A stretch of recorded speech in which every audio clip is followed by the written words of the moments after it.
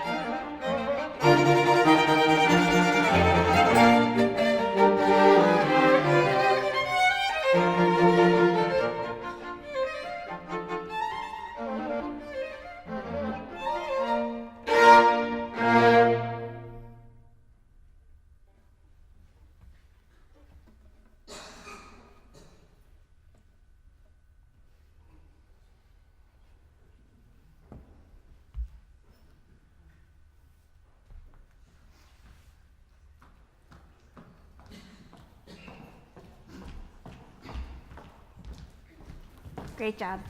Wonderful playing. Yeah, sounds really good. Wayne did a good job with you. Okay, good.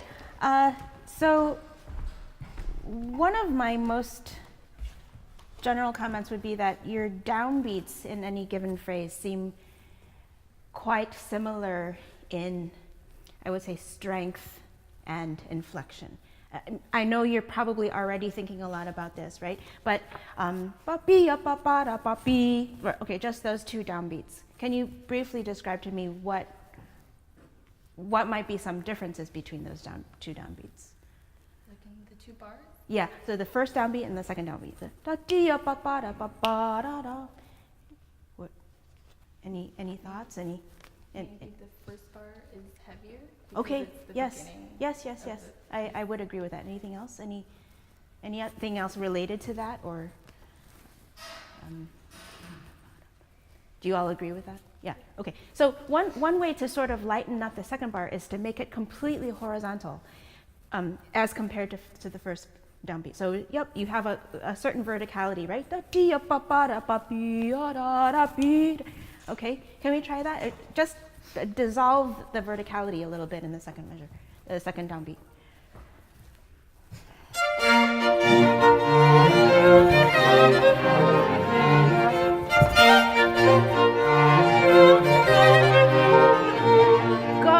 Good. That's better. Now, what's still a little too similar now is the first four and the latter four bars. So how can we make it into an 8-bar phrase rather than sounding like we're doing the same thing twice for 4 bars long each? Any? I mean, obviously the music is a little different, right? We have da da da ba ba and then da dee dum bum ba dum and then the cadence. I mean the second 2 bars cadences. But any thoughts about it? Into it a little bit? Yes. So we tie, right, the moment of tying it through. Also, think a little bit about just if you were to stage this, if this were, I don't know, a play or an opera or a movie, think about maybe, just use your imagination, the second 2 bars, the latter 4 bars, just turn your face and face the other part of the audience. So, and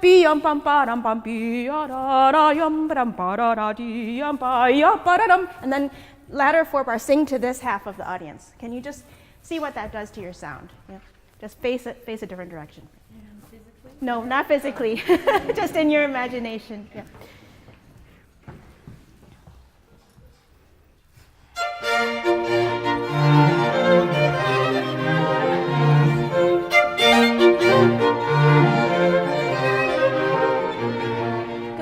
Good. Yeah, I like that.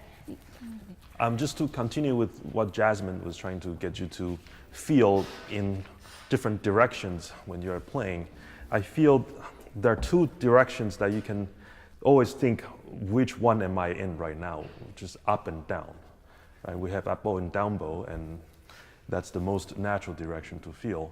So what I'm missing from your playthrough is I'm not quite getting a clear sense of whether this note is belong to an up group or this bar is still belong to an up group. Because when you were playing the upbeat just now, even though it's with great enthusiasm and very nice sound, it's quite serious and stern sounding to me, rather than the up bow on the upbeat should have a inviting upward feeling. So then when you go to the down on the downbeat, there's already a difference in terms of the direction in the notes, right? And also continue to what Jasmine was saying, to me the second bar also has more of an upward characteristic to it. You know, the Emma, the cellist, you have your da-dee-dum, you know, your line goes up. But if da-dee-dum, if you sing like that, then everything is kind of down. So if you have that kind of up and down feeling, I think that will even enhance what Jasmine was suggesting even more. Yeah, could you try that once again, the very first phrase, and really feel where am I now? Is it up or down?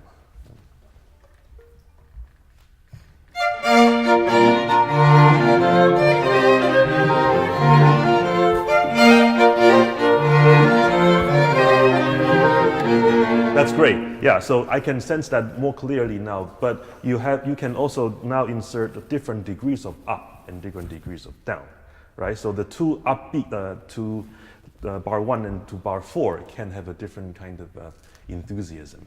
The second one can have even more up and can also have even more down, so more contrast that way. Yeah. And the other thing that I have noticed while you're playing through is that I'm not quite getting a clear sense of characters throughout this whole movement in different sections. Have you talked about that in trying to bring that out? Yeah. So to you, what is the beginning character compared to when Dorothy goes on to this really hyper and happy trill while the middle voice is doing the line? What is the difference? We made a story out of. Oh, Okay. let's hear the story. They go on a hunt. They go on a. Obviously, They go on a hunt. a hunting. Oh, trip. yes, okay. And then at some point, the females at home are sad that their husbands left. Okay. Where is that? We're at bar 9. Oh, Okay. nice, okay. And then when I play my trill, I guess they're like, that's like the catalyst of them going into the forest, maybe, or, yeah. And then in the development section, we lose a member of our gang. Oh, man, that's really sad. You mean No, here, we're like Oh. hunting for our mate because we lost him. Yeah. It is very searching for something, right? Or someone, or I think of me searching for my dog there. Yeah, anyway, yes. Go ahead. Yeah. Yeah. So at 26, it's when you're feeling that they're coming back. So you're happy. You're or they're calling you from the woods. And that's the phone call. No, it's different. Yeah. So that kind of difference in the story line can come out more, and in that section where you have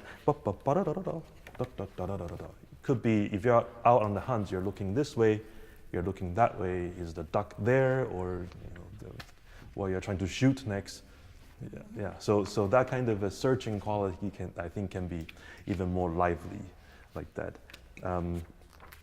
So maybe the very beginning doesn't have to be so enthusiastic outwardly, right? Because if you already show that, then if the beginning of the story is the most dramatic moment, then it's hard to make the storyline go up and down more. Yeah. So if you can keep a sense of a liveliness and freshness in the very beginning, instead of, I know that you're all feeling the adrenaline because you're performing in front, but try to sit back and kind of enjoy the nice day out first. Yeah. Yeah, just to continue the idea of characterization.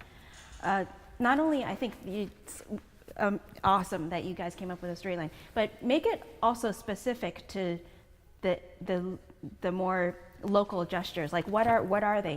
Within your story. Like for example, this in measure 50, that forte piano. That could be, if you continue using your imagination, it's maybe something being lifted up and then right falling back into the. Have you talked about what that gesture is in your story at all? Yeah. What is it? Oh, Alex. We kind of decided it would be like a gunshot type of. That one's a gunshot. Dee, da, da, ba, da, da, da. Maybe a little. Maybe like a. I would agree with you if it's a sforzando in fortissimo, but it's a forte piano, so either it's a gun that doesn't have too much power, or so. Yeah, to me, it's actually it feels like something is being lifted. Maybe they're making camp that night, and they're like lifting a cloth up and putting it back down, or a tent, and so there's something lifted off, and then a moment of suspension, and then da da da, right? So maybe you can imagine that gesture. Do you want to try that? One second.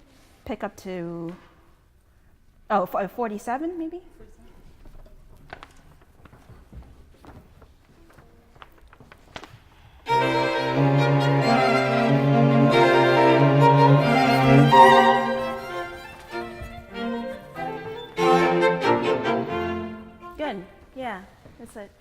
mean, I don't want to get in the way of the gunshot, but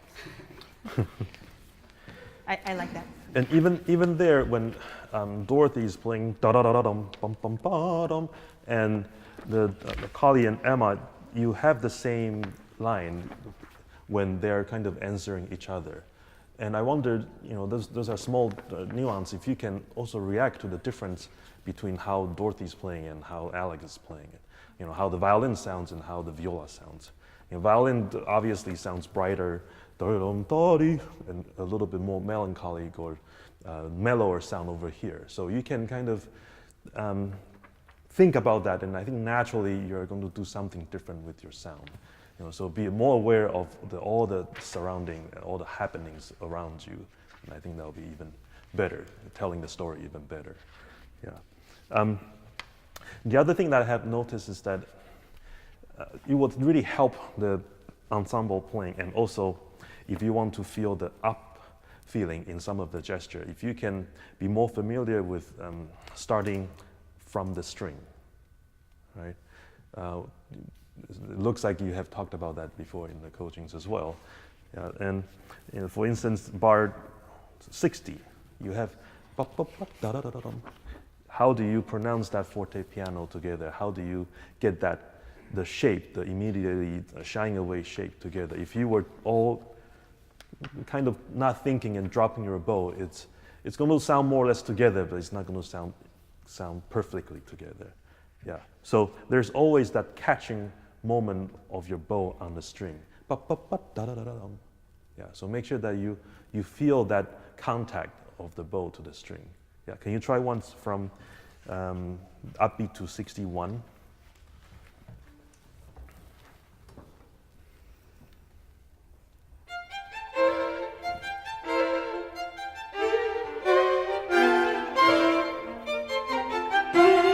Yeah, and also the placement of the bow when we are talking about starting from the string is very important. I see some of you starting in the middle of the bow or a little bit on the upper half. It's very difficult to feel comfortable and put your bow on the string when it's so far away from you on the upper half. If you were to try more towards the middle and lower part of the bow, you'll have much more control over there. And you can use smaller gesture and get the same effectiveness on the up. So if you can try to, so if you can, don't play it starting from here. If you can go from here, yeah, and you'll find the grabbing of the quality of grabbing even more secure. Can you try that one more time? And since you're more secure with that, if you can also try to show me the layers of all the forte piano more clearly, increasing through bar 63 and 4, right? Let me just add one thing before you start. So it's obviously we want the da da da da da to just be one thing, right? Da da da da. We don't want to hear each note, da da da da da sustained. But it's very easy to just play the beginning of that down bow and just move our fingers at the. But if we were singing it, da da da da da da da da da da da, it's actually la it's you kind of have to maneuver your voice around those notes a little bit. So think about that as you're playing it. So you're actually singing each note, even though it's just one gesture.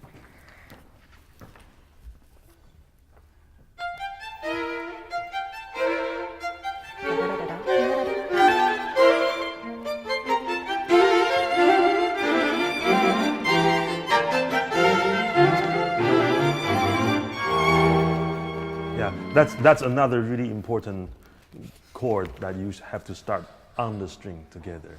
Yeah. So, and that's not a gunshot, even though it's a forte piano, right? It's they have arrived somewhere there, feeling the resting quality. So, after you play that forte and go into piano, really having that kind of open and relaxed feeling there. Okay. I want to go back to finding the character, and I'm curious to have you play different sections and really show the difference in the storyline. Yeah, I think that's the most important thing that you can get out of this masterclass, is really showing the story that you're already imagining and thinking.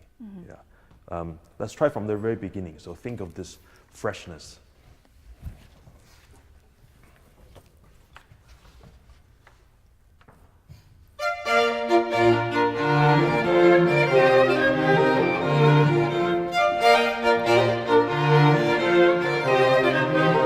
Okay, can we jump over to bar 26? And this is supposed to be a bit more excited, right?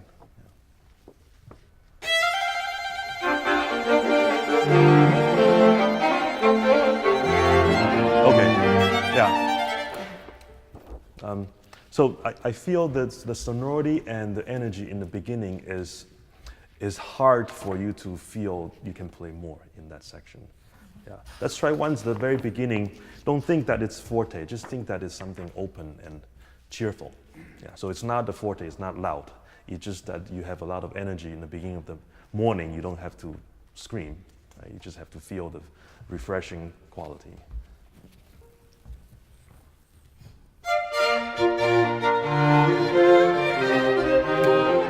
Okay, good. Now let's jump over to going into 26. Maybe let's try from 2 bars before that, and the feeling of something exciting is coming up.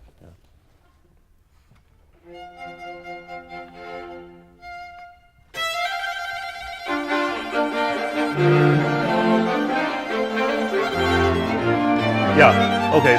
That was really nice. And now the melody is in the middle voice, and as a violist, I know that whatever we do, we actually have to do much more to have the effect that we're feeling come out. Yeah. So right there, not only 2 of you needs to really feel the enjoyment inside. You have to really show the enjoyment. And I think that contrast, I can feel that now, and so really try to remember the contrast. Yeah. Just right here where you guys have the tune, it's same thing as the beginning. The second measure is an up measure, yeah, and a little less strong, I think. Even though you come in, and so think about D up ba ba da ba be up yeah. You want to try one more time? Right from there. Da dum ba ba ba ba da da dum dum ba.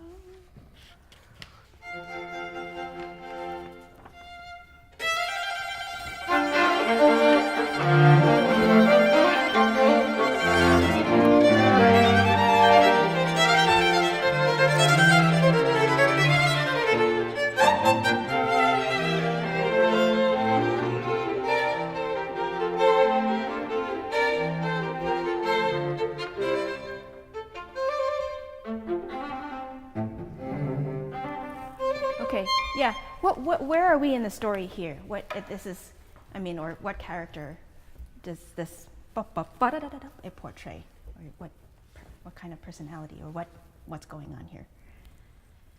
Any thoughts? Any fluttery? Okay, is Speeding. okay. Do you have it in your story? What is it? What scene this is?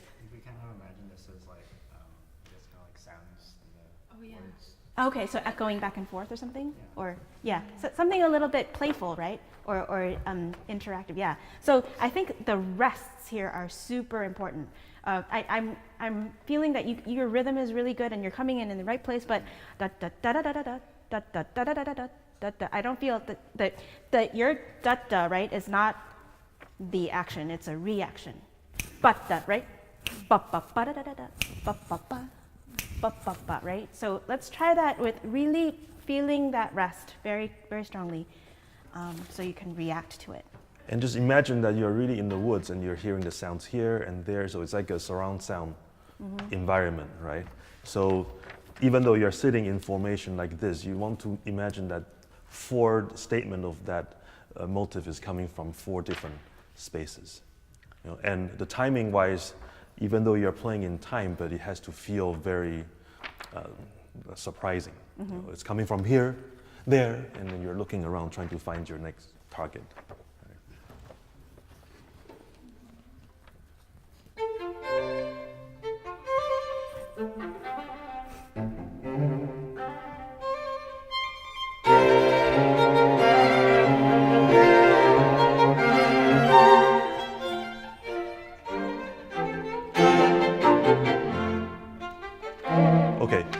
Yeah, so, and I think one thing to add to that is your bum bum ba da da da dum. Toward the end of each of that can be more of a question and up feeling.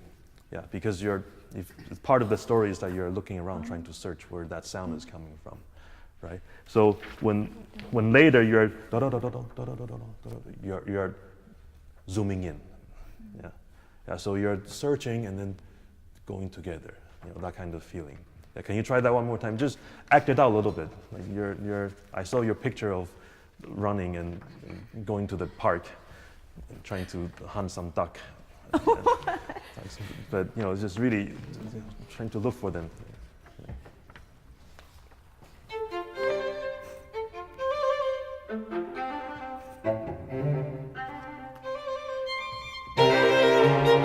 Yeah, that was great. So right here, I can really get that gotcha moment, like yeah.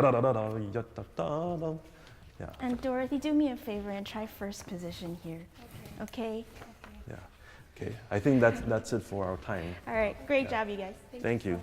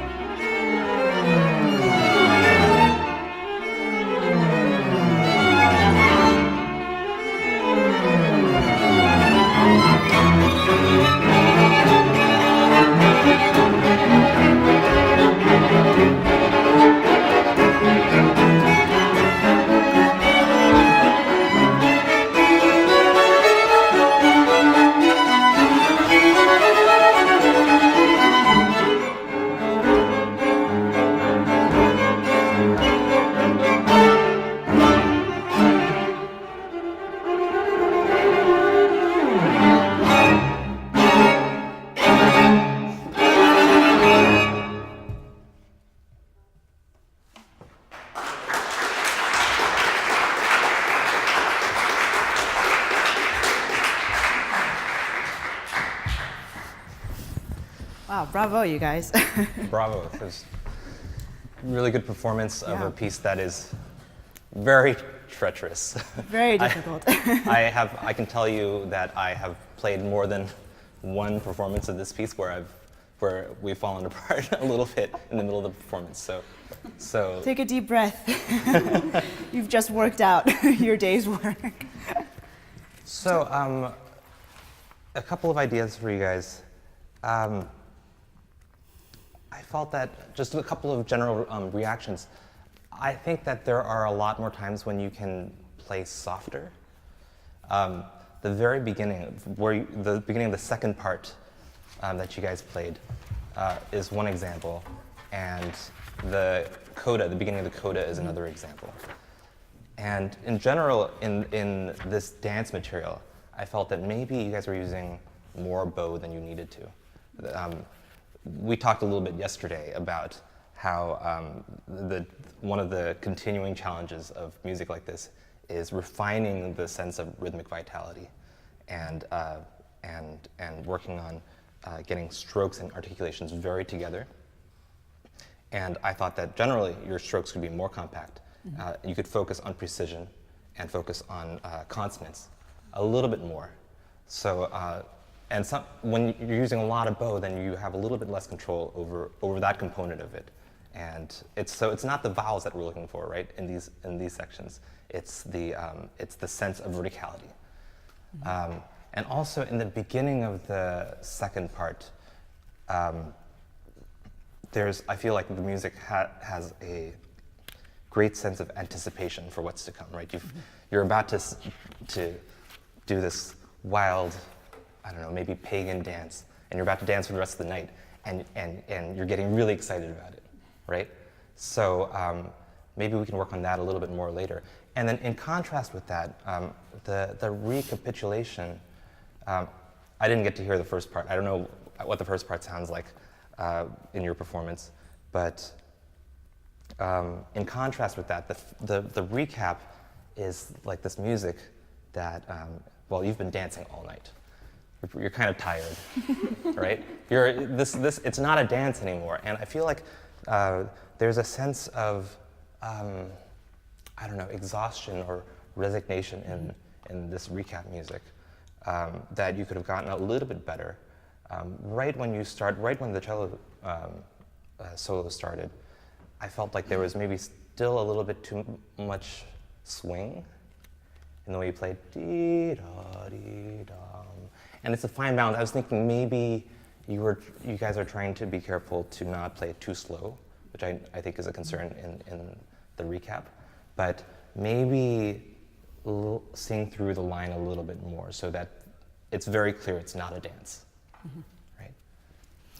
I really agree with everything that Wayne has said. I thought at the very beginning that maybe it was just the energy was too open, and I wanted it to sound so much further away. Like you're walking towards the village and the party is in full swing, but you can hear the drums and you can hear the guitars, but it's happening and there's a lot of energy and it's contained, and really I felt like it exploded too soon. I felt like you ran there and you got there. I wanted to sort of walk slowly with you, and then as you're approaching your destination, that's when the doors really open and you arrive to that celebration. I also felt that you could feel a little bit more together. I agree with the compactness of the rhythm and also the articulation. In this hall especially, it's very live. So you might want to, I wanted the palette, the dynamic palette, and also the textural palette to be bigger. So that everything is a little bit more concentrated and we could feel the energy instead of just using a ton of bow. I also felt in the recapitulation that, as Wayne said, you're exhausted.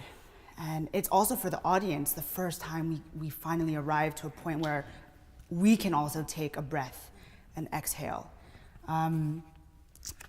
It's a combination, since the audience also didn't hear the first part, but the recapitulation is a combination of the first and second parts together, but it's so distorted, you almost don't recognize it. I want it to sound a little bit more desolate and perhaps you're actually kind of recalling what happened in the past. You're looking backward, sort of a feeling that you wish you were back in your original starting point. Do you want to start actually at the beginning? I would love to just begin it. Your pitches, by the way, your cello is very resonant, so if you could keep it contained.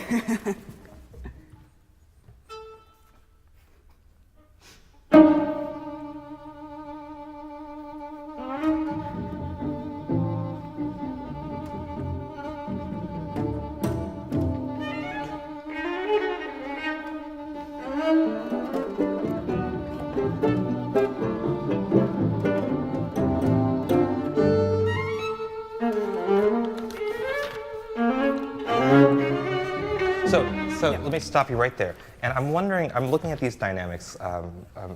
It's Daniel, right? So you start in piano, and then you arrive at a cadence in mezzo forte. And I'm just wondering if, just to use Debbie's imagery, if you're approaching this dance party in a village, can it sound a little bit more distant at the beginning? So, yeah, bum, bum, bum, bum. But then when you arrive at the cadence, bum, bum, bum, bum, bum, bum. There's a little bit more of that. And same thing in the second phrase, and then finally the third phrase when you guys have these fragmented sixteenths, right? Da da da da da da dum, ba da da dum, ba da dum, ba da dum. Just a little bit more range with those dynamics. And one other thing, can you pay attention to the second and fourth eighths a little bit more when you play it? So just a little bit more on the back of the beat. Try again.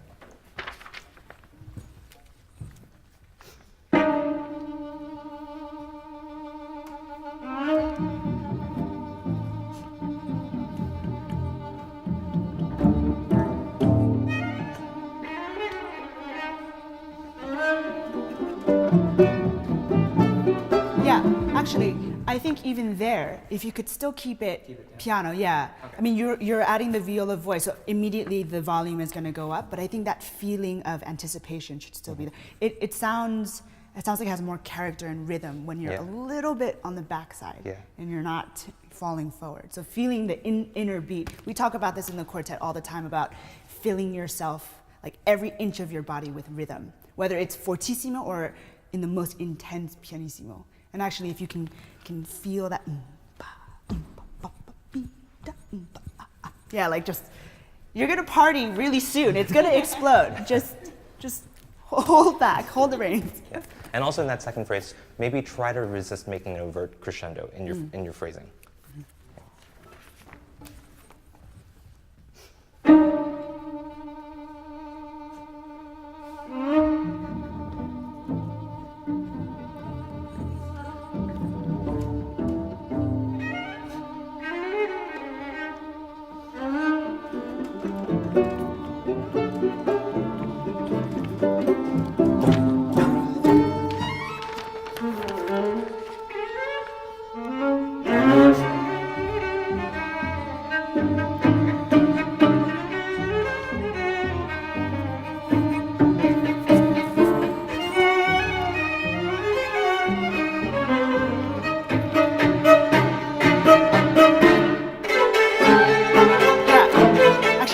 You have the comma, right? So if you could really feel that. I was watching, I was looking at the score because there's so many things happening, but I took a few moments in the performance just to look up and to look at you as a group. And I felt like at those key moments where your energy sort of gathers, I had a feeling not everybody was feeling it the same. And perhaps there was a little bit more following than leading. I think in a piece like this, or really any quartet, there should be an equal ownership of, just leading the group and not feeling like, okay, we're just gonna watch first violin because your eyeballs were humongous. Yeah, actually, could we do that leading up to there? And I felt maybe at even number 3, can it like swing a little bit more? really feel like you're dancing. Dee-da-dee-da-da. Maybe from 3.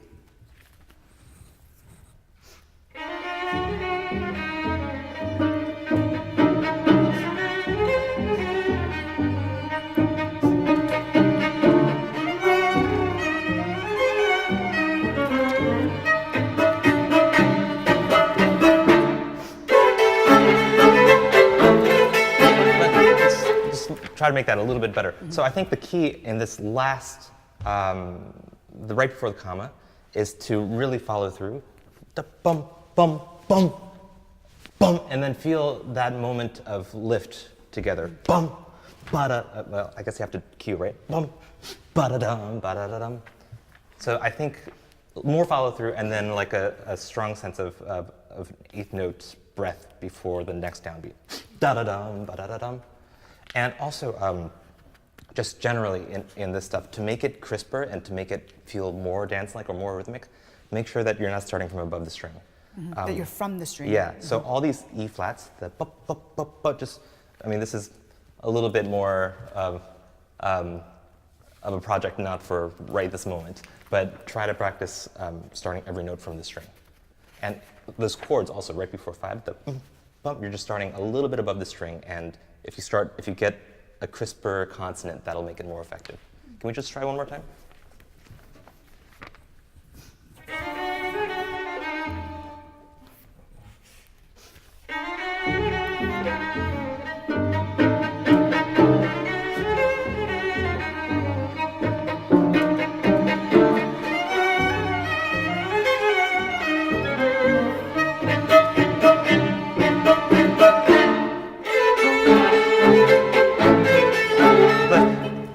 Can you start right on 5 once? And try. So you're watching him, right? Peter, is it? So try to connect with him and try giving just an 8th cue. So, ba-da-dum. And sorry. Okay, and can you try starting from the string?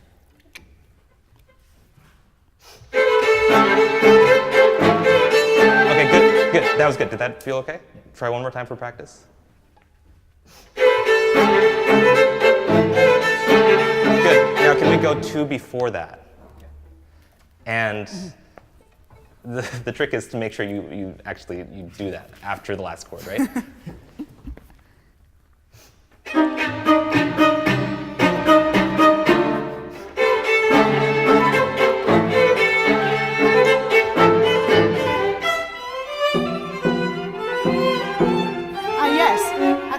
So just right here, you're pianissimo, you two are piano, and he's actually the only one who has forte.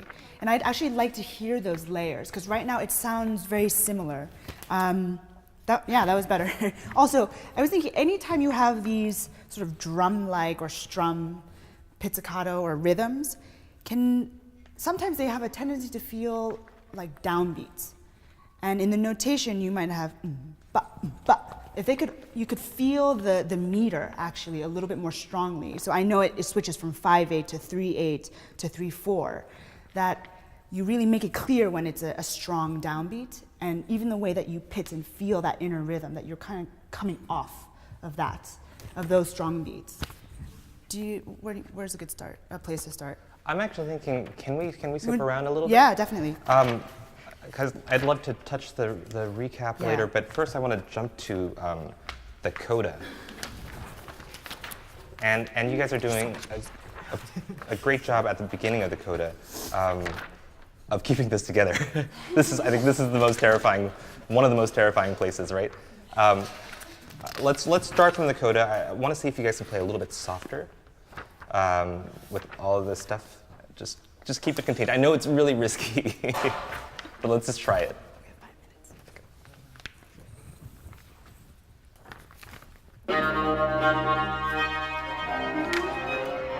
So even there, can you use less bow? And I mean, you want them to hear you, right? But using more bow won't necessarily help. Maybe less bow and more concentrated, and you want them to hear the da-da-da-da-da-da-da-da. Perhaps the ponticello could be even icier. Yeah? So not a lot of pressure, but just much closer to the bridge. You get that effect.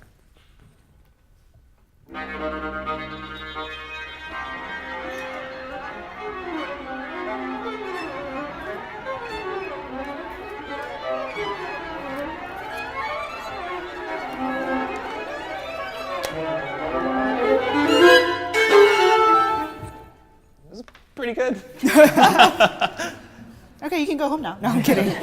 Okay, so I know that's treacherous and that'll take some work, but let's do this next section. And can we actually do it a little bit under tempo? So what I want to focus on is making sure that the stresses are where you really want them. So let's try da da dee da dum ba da da dum ba da dum ba da da dum.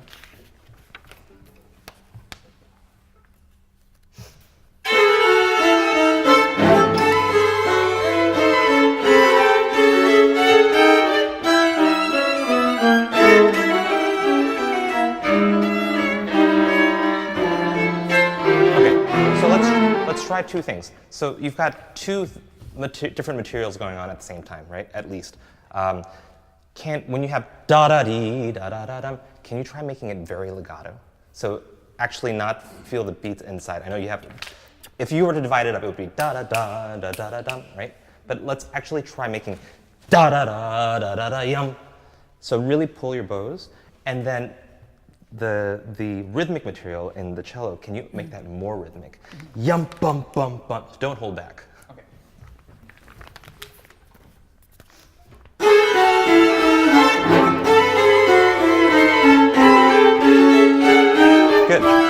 Good. Now, da da da be ya ba ba. I'm trying to be very specific about that. It's missing a little bit of verticality, and again, maybe a little bit too much bow.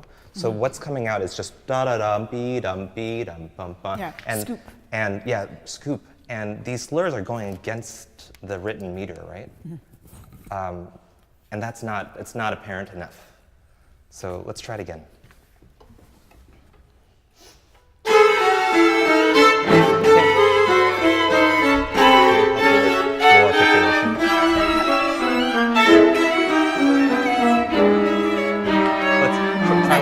Let's try that one more time. I think you could actually use a little bit less bow. less bow. Yeah? But still feeling that, you really want to feel a tug of the string underneath the hair. Dee, da, dee, da, da. Also, when you join Daniel, right? When you join Daniel on the second eighth of the second bar of 3, dee, da, yeah. Like it feels like it's kind of happening, like you're all spilling into it, but really lock in there. Can you try one more time?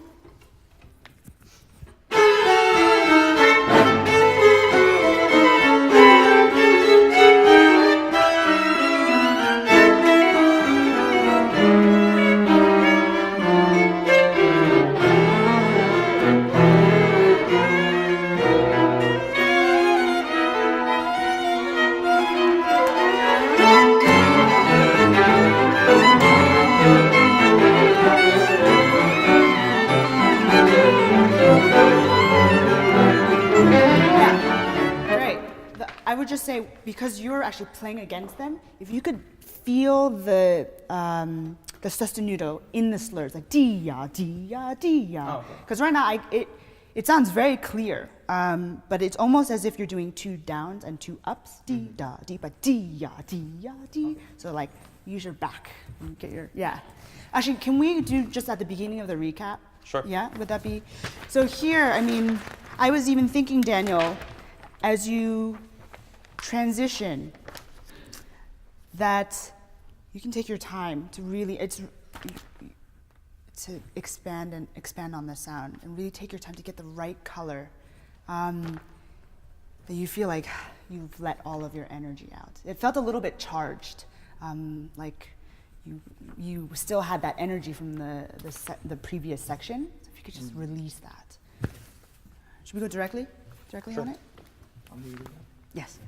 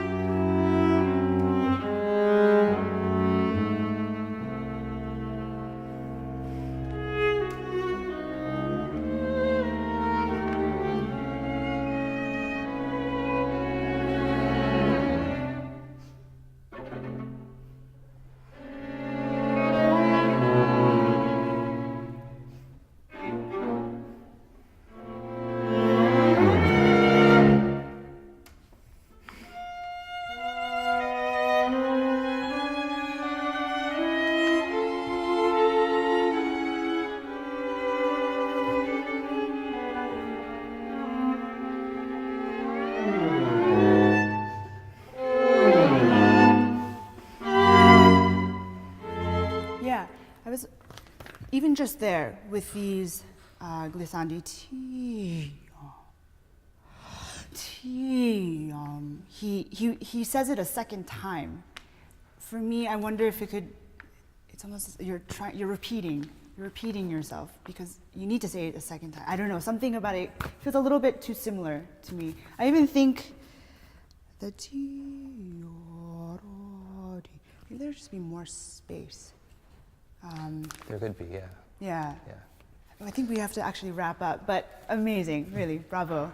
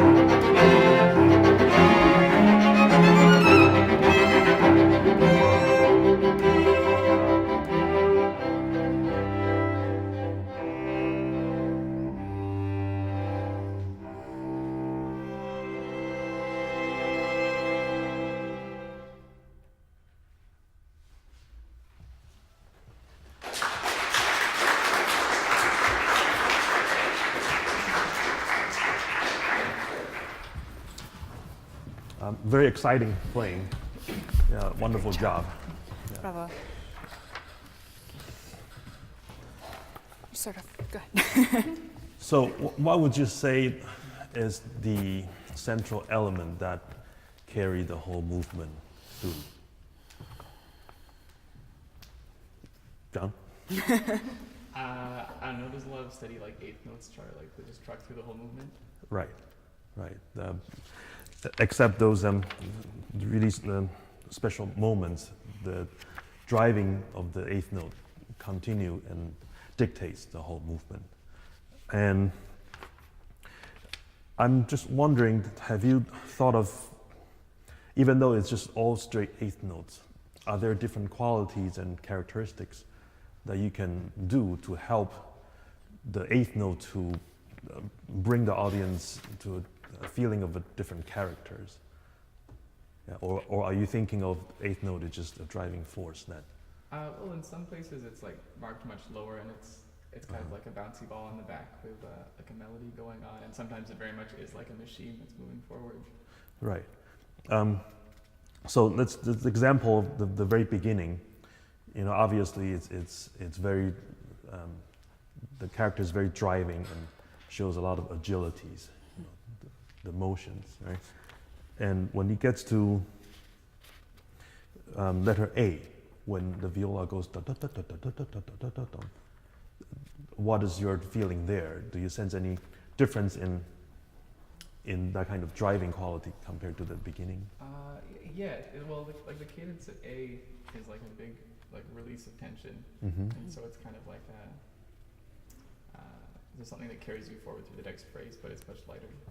Yeah, and I think there is where I feel that eighth note can have a bit more of this playful and singing quality to it.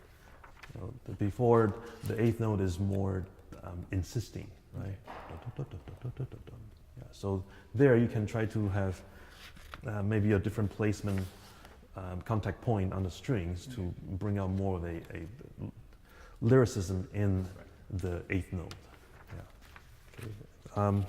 And their eighth note, that's much more exciting and becomes a main feature. For instance, at bar 42, right? Bar 42, 43, when you're passing those eighth notes around, all this upward kind of a surge, from each of you being passed around the group, that's again another different feature that you can bring out on the eighth notes. Right? I think one of the elements also, just to add on, so you have the different qualities or the different characteristics of this this rhythmic feature, these eighth notes. I was also hoping that, or wanting to hear more of a difference between when the group is, as you were mentioning in the Mozart, when you have moments of verticality and moments of horizontal playing. So for instance, in 58, 59, 60, 61, and then when you diminuendo into this sort of gentle flow, like tee-da-dee. Of course, you're bouncing off of one another rhythmically, but I wanted to feel like the music was expanding more horizontally instead of just feeling like, okay, every single beat. And that will also, I think, expand the kind of colors and the kind of expression that I think you're hoping for and sort of wanting to create. Balance also, for me, I mean, we're sitting on stage, which is unusual. That doesn't happen. But I was hoping, like these chords in measure 7, tim, pom, there were moments where I felt like the balance wasn't quite right. It felt like 4 individual voices not quite coming together. And also just in terms of the use of your bow, I felt sometimes it was a bit hard in terms of the landing, but I felt you could unify the way that you pull the notes out of the string. Yeah. Continue what Debbie was saying, this kind of the singing and longer line quality. Even in the very beginning where the 8th note is very driven, the melody from the violin part, it's quite a large phrase, right? A long line. But at the same time, you have the rhythm of the dotted quarter plus 8th, and you have to really meeting up with the 8th notes. So there's those 2 elements inside of this should be more clearly felt. In one end, it's a very long singing horizontal line, but within it, there's a great rhythmical excitement in there, right? So I think that can be be felt much more clearly. And when after the beginning 6 bars, you come to a complete stop. So the contrast between the driving quality and the stillness, I think, can also be captured much more clearly. Should we try that? Yeah. Can we just From the do the very beginning? So the John and Camille, when you're driving with the 8th note, try to find a drier bow stroke, so we can really feel the energy of and the grabbing tension of each 8th note. Yeah, and in the Alan, your part, if you can really feel the growth of the slur in the very beginning, the upward direction and kind of falling away from T. But really, another really important point I want to make is the control of dynamic. Yeah, there are a lot of crescendos in this movement, and very often I feel it's been done too early. Yeah. So the very beginning, you have that long hairpin in the very first part, but just remind yourself that you want to still be in piano. Yeah.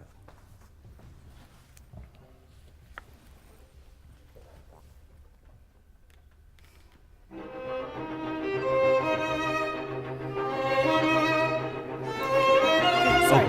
Could we try ones where Camille, right? That's your name? That you are actually. It sounds like everyone's watching the violins for the cue, but you have the pulse, and it's. I think you would. It's harder to show in a much longer line. So, that your breath is. It's really rhythmic. And Ellen, to me, it's, standing from here, I still feel that you're giving away too much crescendo already. Just imagine that the amount of sound that you're going to create has everything to do with the amount of bow that you're using. Remember that. So that means that the very first bar, even though it's a long slur over the bar line, but you probably don't need to use that much bow. Yeah, you can use the weight of the bow to show that there's a growth of that crescendo, and really save the most of the crescendo into bar 5 and 6, where you're really going into forte. Right? So if we can save more in the beginning, we can really feel that dramatic effect later. And for the lower 2 strings, the way that you feel the cue together, to me, is not going to serve the effect that I'm looking for. You two look a little bit too relaxed for me. Yeah, but Ellen is starting an up bow, so, and she also has a lyrical line, so she's going to start with something like that. But 2 of you have to be so ready to go. So just from your body motion before you start is going to show me the character of the 8th note that you're going to give.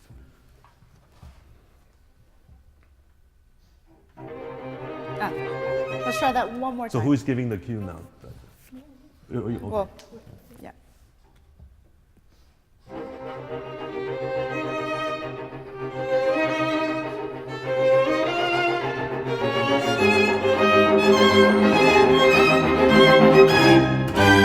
Good. I think the crescendo is getting better, but if you can really have a clear mind and just really watch your bow, in that hemiola over bar 5 and 6, bum, ba, bum, bum, one group, bum, ba, bum, bum, you can see your bow go from this, this, and this. And I assure you that you're going to have a really nice crescendo if you really thought out and planned out like that.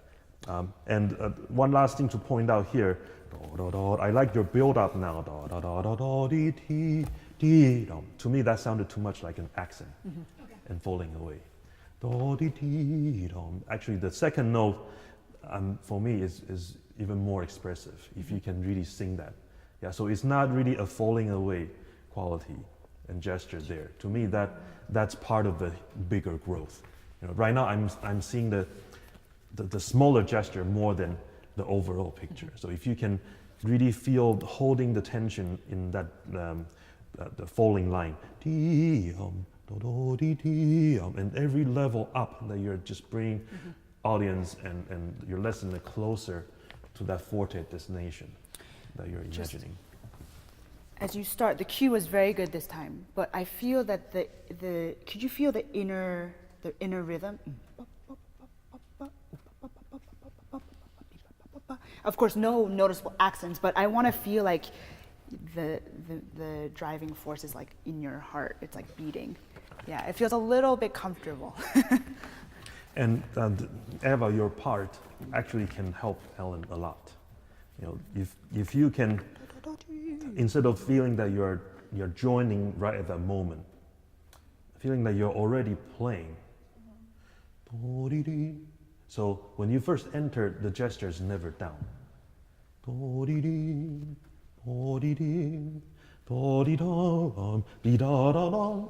Yeah.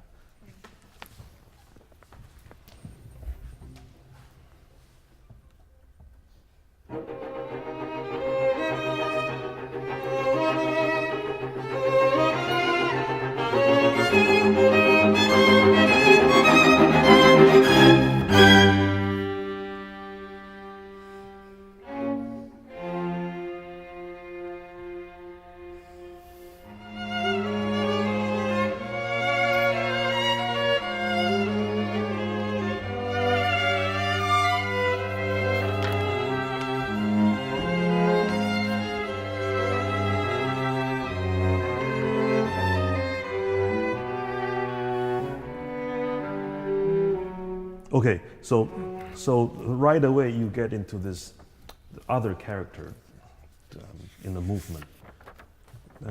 So could you describe what kind of expression that you're trying to show us?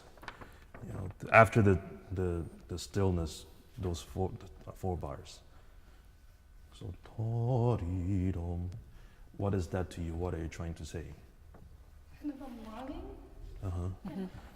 And how about those small triplets? Intensify longing, Yeah. maybe. Right? You have ti ra ram, a big triplet over the bar line. Ti ra ra di di di di.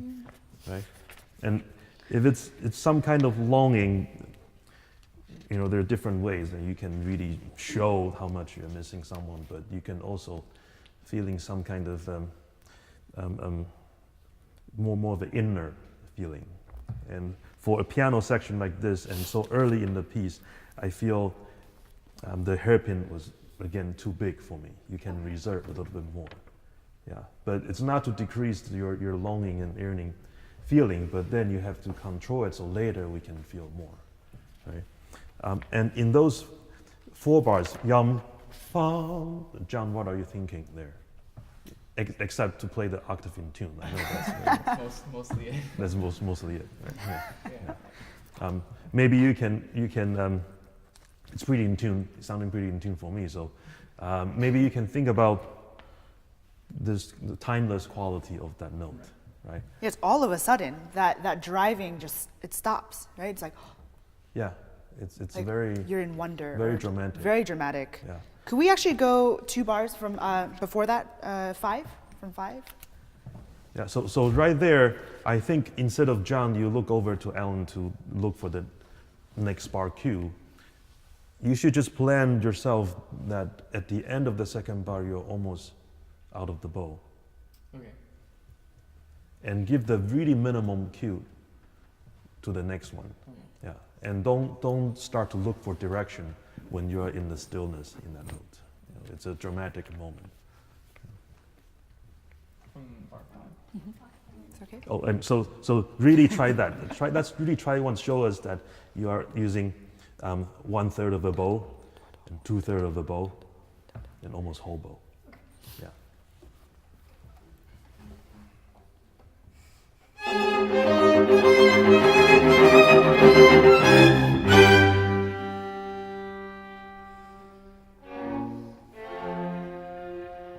Actually, can we try that one more time? And I wondered, instead of thinking of the phrase just from the long notes, could you actually lead with the eighth notes? Dee ta dum ta dim ta dum ta dee ta dum. I feel like if you sort of maybe think of it that way, the grouping that way, we might get a much more dramatic growth. And just add a little bit more the dramatic effect into that second big chord. Treat that as a surprise moment for you. Right? And John, when you're playing that long note, instead of feeling totally open and lost, keep some of the tension there. Okay. Yeah, keep some tension so people don't know what's going to happen next. It's a suspended moment. Okay. Yeah, so if the sound is too relaxed, then we lost what's the meaning there. Yeah.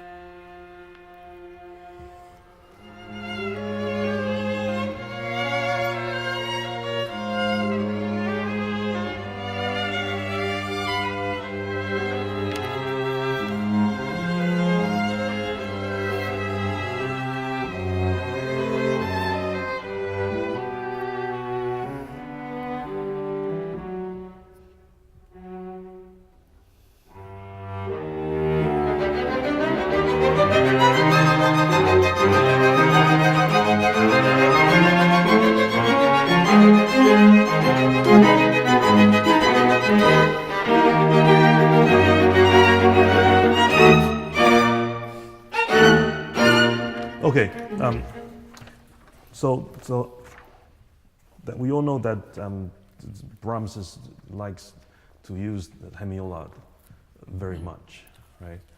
And I would like to hear that you guys can showcase them a bit more or enjoy them a bit more. I can hear it, but I didn't feel that when it goes from the feeling of the bar to feeling of the two beats, the intensifying of the rhythm, the excitement of that. I'm not quite feeling that yet. And Ellen, I wonder if in that lyrical section, you can try the original bowing, which is slowing into the small triplets, Okay. right? The reason for me to ask that is right now I'm feeling the melody is a bit easy sounding. Yeah.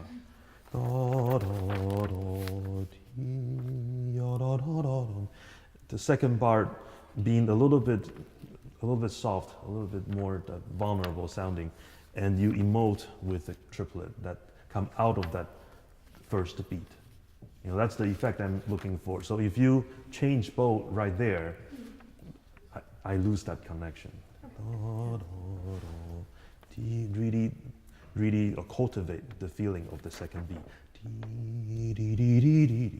So that's the result of all of your saving in the first beat. Could we, just because we've got 3 or 4 minutes left, could we jump actually to, let's say 53? I'd love to try this horizontal, just more singing section that starts at 58, but maybe we can go from 53.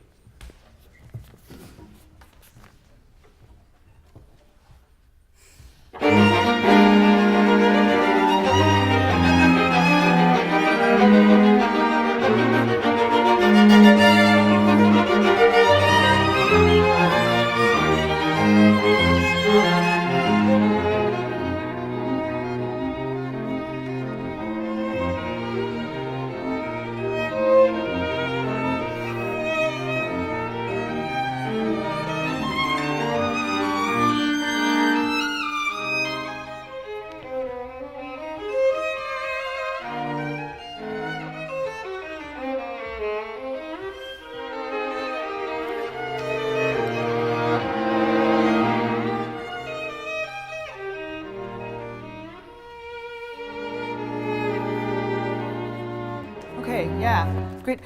I was thinking here, actually, where you just started, we have this combination of the eighth notes, the driving eighth notes, ya pa pa pi pa pa pa pa, and ti da di da dum. It's really the amalgamation of both of those elements. I wondered at B and even before, those of you who have the eighth notes, if you could really bring that out, because you're actually coming in on the wrong, what we consider the wrong beat. And then I thought you did very beautifully at 58 and 59 and so on. But I want to feel like I'm being pulled, like you're insisting. I want to feel like you're really insisting for me to go with somebody, with one of you. So right there, 58 and 59, that's basically the eighth note is being played by two parts, right? So one of you or two of you has da ya da ya da ya da di, and the other group has da da da da da da da da. Yeah. So even though you both have the da ya da more singing line, but the amount of feeling of the rhythmical drive has to be strengthened even more. Otherwise, we're not going to hear that effect of the eighth note being passed within the group. Yeah, that to me wasn't too clear. So right before that, except Camille, all of you have driving eighth notes. So once you get to 58, I want you to really continue that strong eighth note feeling. Yeah, and that affects the way that you play the dee da da da da da da. If you're not feeling it, you can easily be very vast and timeless. Dee da da da da. But there, let's try to keep some rhythmical integrity by feeling dee da da da dee dee dee dee dee da da da da da da da dee da da da da da. That feeling has to be really strong inside each of you for us to have a slight hope to hear that dee doo doo dee dee doo dee dee dee doo dee effect. Yeah. Okay. Once more for 53. And just if we play onward a little bit, Ellen, you're beautiful going up and down, kind of a searching melody. It comes to a culminating point in bar 74. Yeah. So make sure whatever that you do, it's you're aiming for that exact moment. Right now, what you do before was all very beautiful, but when you got to 74, we forgot why we have those beautiful stuff from before. Right?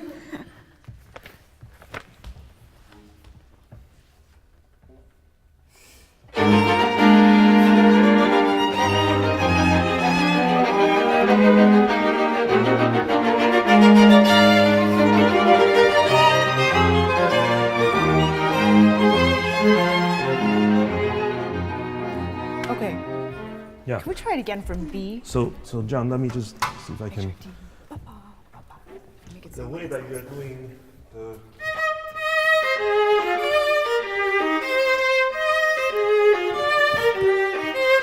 So very beautiful, but if you can.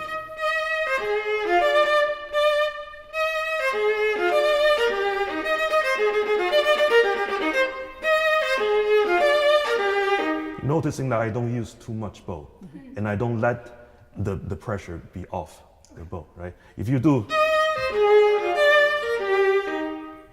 then it's really hard to jump onto this eighth note train. If every time you're playing the dotted quarter note, you're jumping off, right? And I don't mean by sustaining. You're not really sustaining with sound, but you're sustaining with your intention. Can we try a little bit slower, just right here? Dee da dee da da dee da. And I want you to intensify your sound throughout the note. Dee dee dee dee, and really pronounce that eighth note. Slowly, maybe right on 58, everyone. So da da da da da da da da da. So from the half of the 58, I want to hear dee doo doo dee dee doo doo dee dee doo doo dee dee, that kind of effect. Yeah, let's try to be really together. Da, da, da, da, da, da, da, da, da.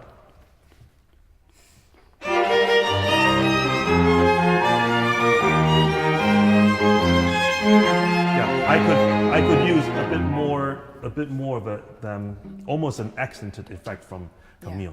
Yeah. Try actually doing it separate. D, yada. ba, ba, ba, ba. This has to be the last thing because we're running out of time.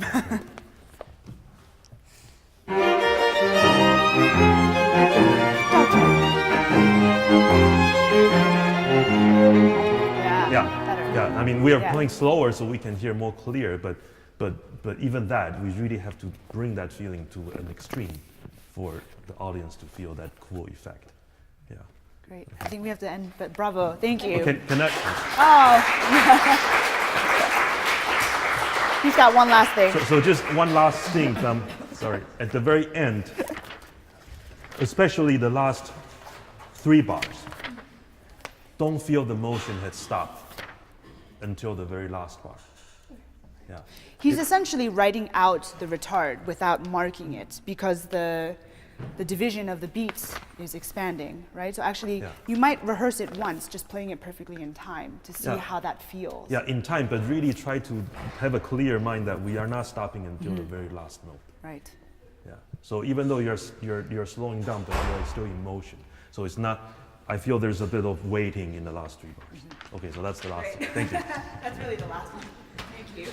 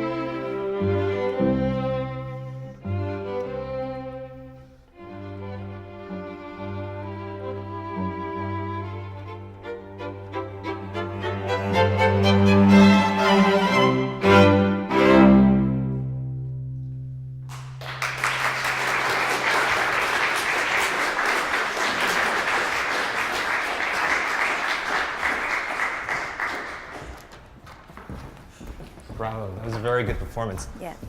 I think I'd like to center our discussion a little bit around the contrast that this introduction sets up with the main part of the movement. And there is this, I think there is a rhythmic ebullience about the allegro and this, like a dazzling C majorness about it. You know what I mean? That I think we can better capture.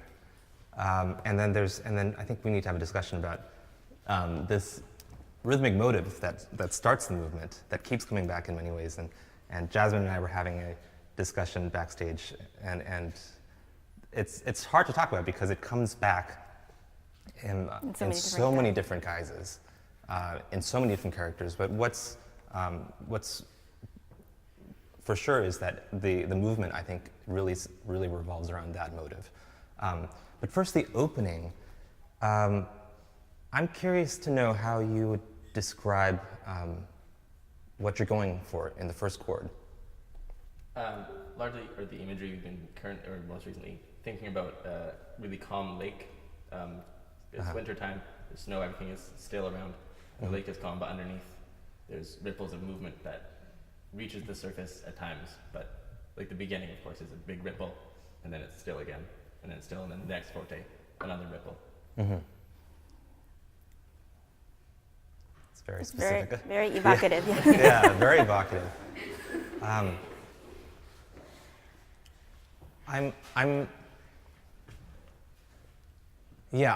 don't want to trample on that at all.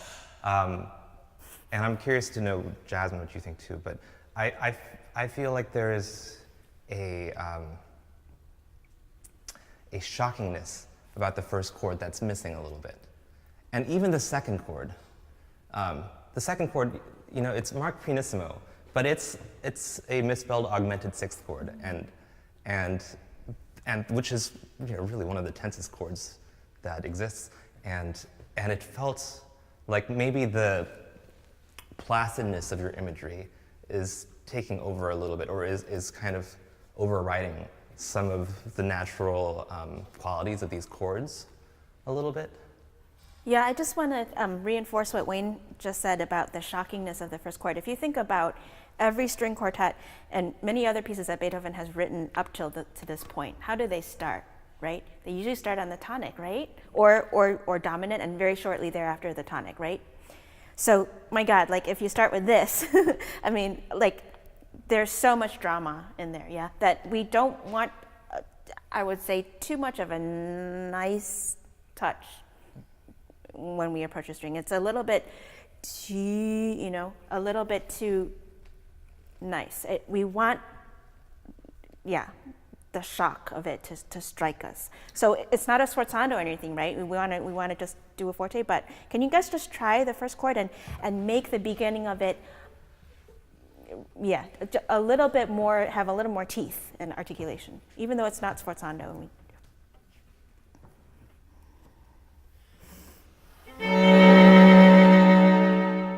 Sorry, can you do it one more time?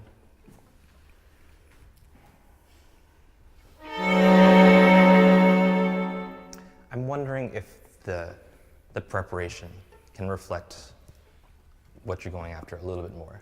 It feels just slightly vanilla. Yeah.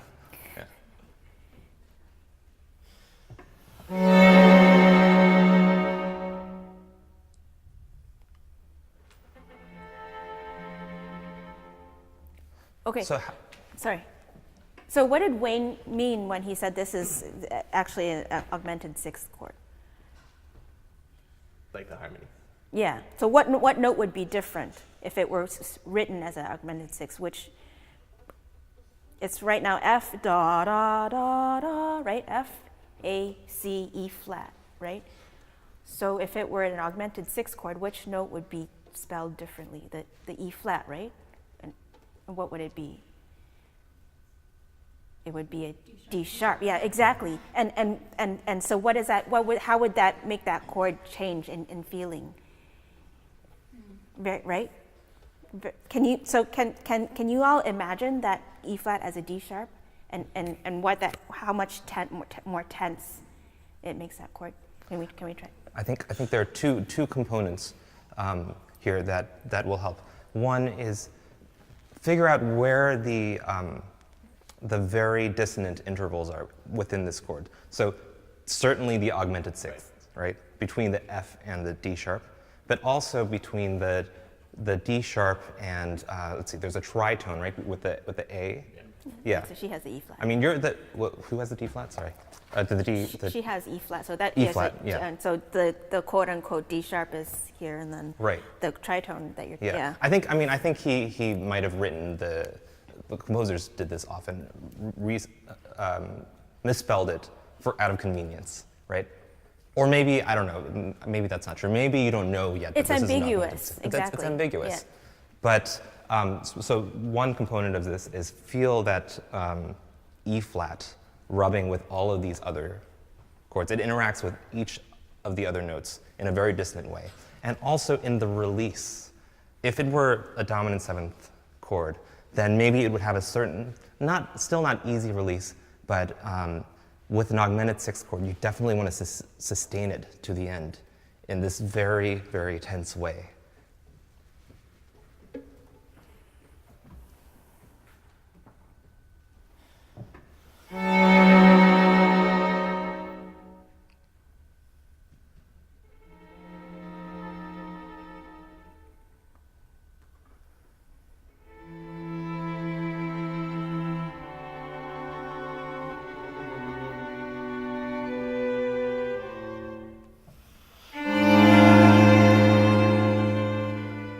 Okay, good. I felt something. My spine was beginning to tingle. That's good. Right here, what chord do we expect here in measure 8? Obviously, this is another big shock, right? So what is? So we don't expect it. So what do we expect? Here. What are you leading to again? So you want to just play the quarter before that, the third beat of measure 7. Just play that. Just as if you don't know what's going on next. What do we expect? Resolution. Which is? Yes, yeah. So then, if you pretend that you're gonna go there, right? You have no idea it's not gonna go there. Really, you have no idea. If you had never heard this piece before, so can we try? And then what is that? How much does that add to the shock of the next chord? Yeah. Yeah, you want to start from measure 5? Let me just Yeah. say just one thing about measure 3. It's a lot. Yeah, it's getting there. Maybe when you have a chance to rehearse it, play with just a little bit more sound. Right now it feels very minimal, like everyone is playing as soft as possible, and that's hard to make work. The other day when we were getting ready for Bartok 4, or last week as we were rehearsing leading up to it, Jasmine started saying, let's play this 87% instead of 100%. And that got me thinking, actually, if you play 97% or 98%, that's a lot more specific than 100%, where you're just kind of giving it all, right? But 98% is something very specific. So here, instead of playing 100% the softest that you can, I would say maybe 87%. And that'll give you a little bit more control. And same with actually everything after this. The pianissimo, think of it a little bit more as not minimal, not just like as soft as you can, but a range and also just a little bit more than as soft as you can. You want to start from the beginning?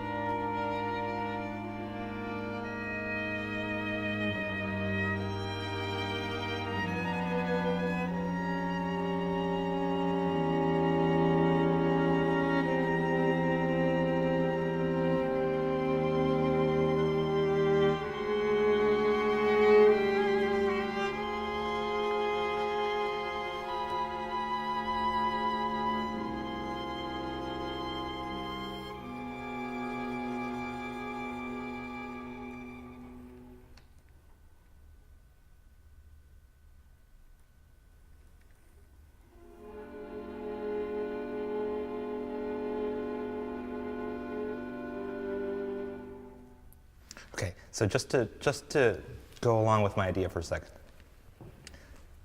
the places where you definitely don't want to play 0% or 100% or whatever it is, are on any chords that aren't resolutions. That would be all of them here, actually. So imagine, like, playing. Actually, can you guys just play like a C major chord? Just imagine that this resolves for a second in pianissimo.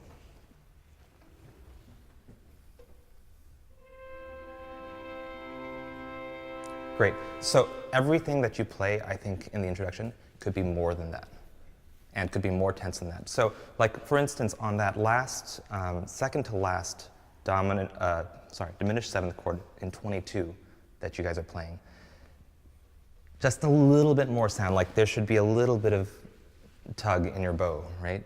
And a little bit more weight than whatever chord that would resolve to. So it still felt, basically, everything still felt kind of minimal to me, and that was taking away from the effect that you guys were going for. Yeah, and what Wayne is talking about with the tenseness of the suspensions, I think you guys can allow that tense quality to make you uncomfortable before you resolve. Like feel what that does to you. Like if you play the chord could you just play 12? Just play what you have on the downbeat of 12, and just hold it. Don't go to the next note. Just play that.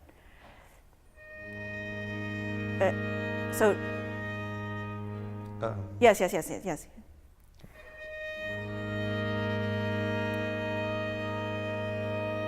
Now go to your G.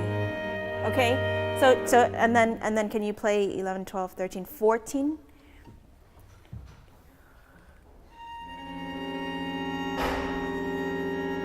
And then next bar. See how I'm so uncomfortable, right? I'm like dying here, right? So feel that. Don't just. I mean, you're already doing a little bit of it, but even more so, don't just know that you're gonna resolve on the next downbeat or resolve on the right. So allow that discomfort to take a hold of you before you resolve. One more thing that could help with this section, if you look at a score, or maybe in your parts even, from measure 10 to the next rest is a very long stretch of just notes, right? No rests or clear markers, perhaps. And I think the effect that comes out is just, like this, like all this fog and doubt and uncertainty. But I think internally you guys have to have a few markers. And one of them that I see is in the first violin part. Certainly, I think you're reaching higher and higher. You rest. You plateau on a B flat, right? Yeah.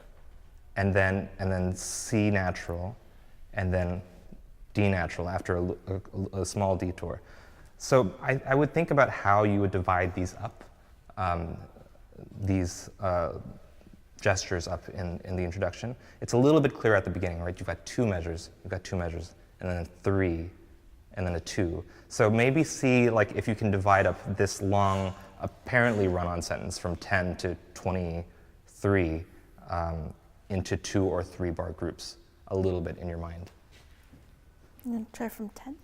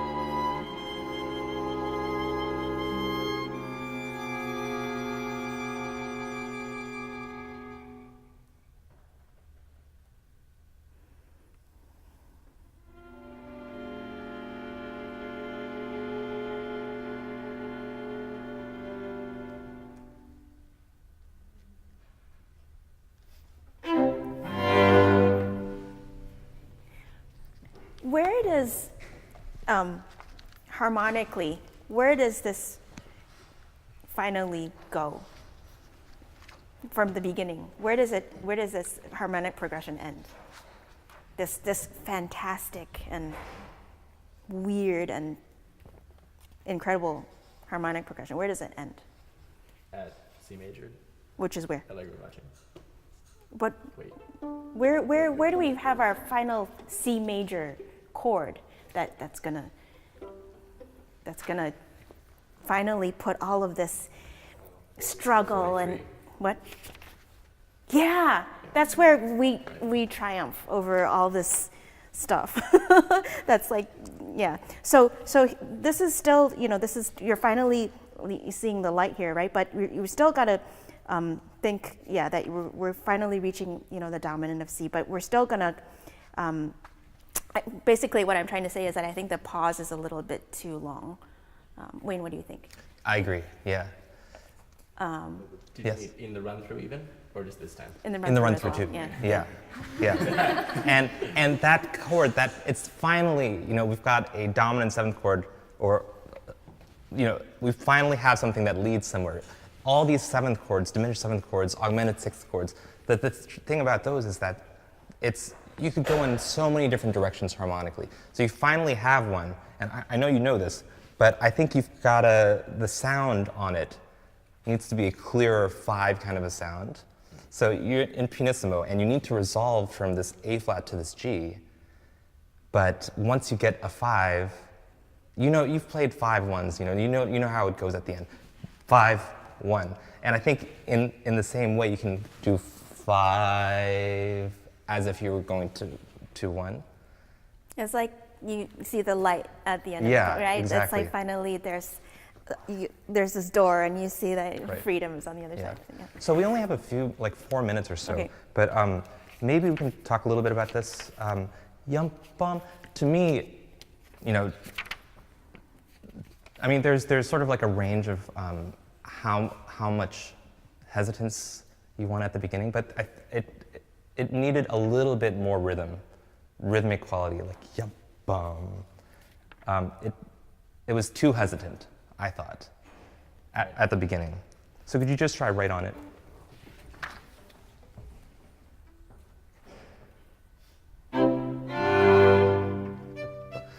Can you try just a little bit more directly into the downbeat once?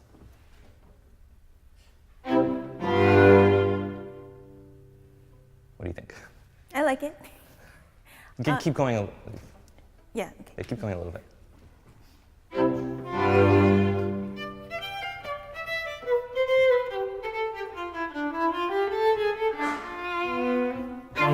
Okay, now this one really builds confidence, right?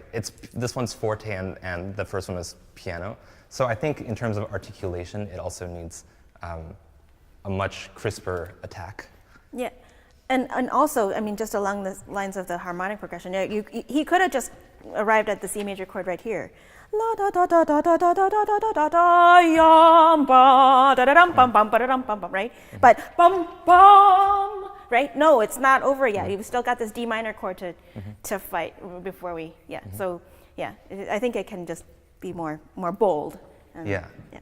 I think because this sets up so much of the movement, I think that the directness of the rhythm will be helpful, and I think you can convey any vestige of doubt because it hasn't reached a tonic yet in the amount that you sustain the long note. So boom boom, but very very rhythmic in the beginnings of the notes. Does that make sense?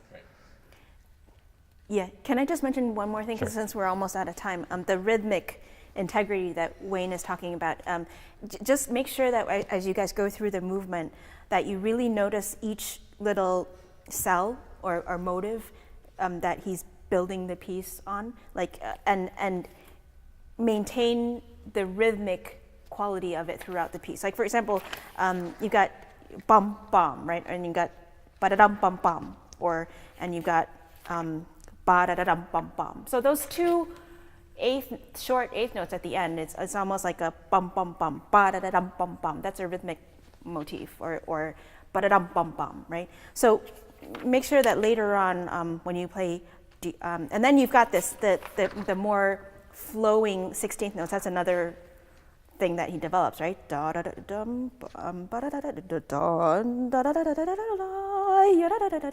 da da da da. So when he sometimes put those two things together, like here, yum bum bum. Those two things put together. Yum bum bum. Sometimes I feel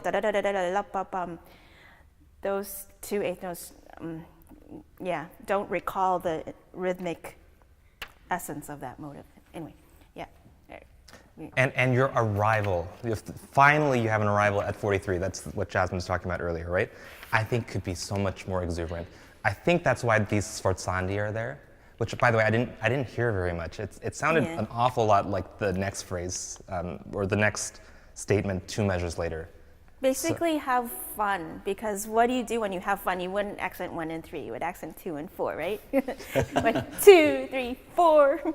Yeah, so. I think we're out of time, but thank you. It's Yeah, great sounding job, great. guys.